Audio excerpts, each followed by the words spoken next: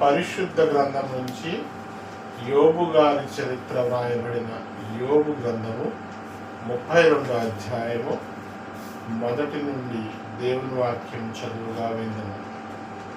యోబు గ్రంథము 32వ అధ్యాయము మొదటి నుంచి. యోబు తన దృష్టి యందు తాను నీతిమంతుడై ఉన్నాడని ఆ ముగ్గురు మనుష్యులు తెలుసుకొని అతనికి ప్రత్యుత్తరము చెప్పుట చాలించిరి. అప్పుడు రాము వంశస్థుడును బూజీయుడును బరకేయులు కుమారుడునగు ఎలీహు యోబు దేవుని కంటే తానే నీతిమంతుడైనట్లు చెప్పుకొనుట చూచి అతని మీద బహుగా కోపగించెను.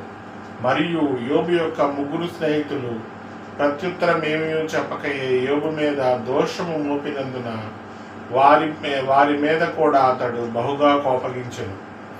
వారు ఎలీహు కన్నా ఎక్కువ వయస్సు కలవారు కనుక అతడు యోబుతో మాట్లాడవలనని కనిపెట్టి ఉండెను.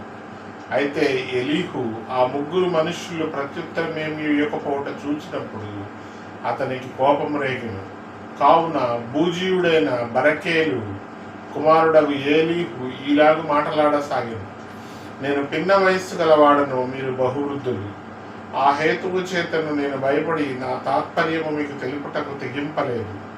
వృద్ధాప్యము మాటలాడదగును, అధిక సంఖ్య గల ఏండ్లు జ్ఞానం బోధింపతగునని నేను అనుకుంటుని. అయినను నరులలో ఆత్మ ఒకటి ఉన్నది, సర్వశక్తుడగు దేవుని ఊపిరి వారికి వివేచన కలుగజేయును. వృద్ధులు మాత్రమే జ్ఞానవంతులు కారు, బహువయస్సు గలవారు ఒకప్పుడు న్యాయము తెలిసిన వారు కారు. కావున నేను నా మాట అంగీకరించుడని మనవి చేసుకొనుచున్నాను. నేను సహితము నా తాత్పర్యము తెలుపుదును. ఏమి పలుకుదుమా అని మీరు యోచన చేయుచుండగా నేను మీ మాటల కొరకు కనిపెట్టుకొని ఉంటుని. మీ అభిప్రాయమును చెవిని వేసుకొనుటకై మీరు చెప్పిన వాటిని బహు జాగ్రత్తగా చెవి ఇచ్చితిని. అయితే మీలో ఎవరునూ యోబును ఖండింపలేదు, ఎవరునూ అతని మాటలకు ప్రత్యుత్తరం ఇయ్యలేదు.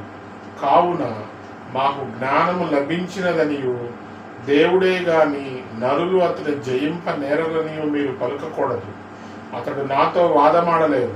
మీరు చెప్పిన మాటలను బట్టి నేను అతనికి ప్రత్యుత్తరం ఇయ్యను. వారు ఆశ్చర్యపడి ఇకను ఉత్తరమియ్యక ఉన్నారు. పలుకుటకు వారికి మాట ఒకటి లేదు, కాగా వారికనేమియు ప్రత్యుత్తరము చెప్పక ఉన్నారు. వారు మాట్లాడకపోవట చూచి నేను ఊరకుందునా? నేను ఇయ్యవలసిన ప్రత్యుత్తరము నేను ఇచ్చేదను. నేనును నా తాత్పర్యమును తెలిపెదను. నా మనస్సు నిండా మాటలున్నవి, నా అంతరంగమునున్న ఆత్మలను బలవంతము చేయుచున్నవి. నా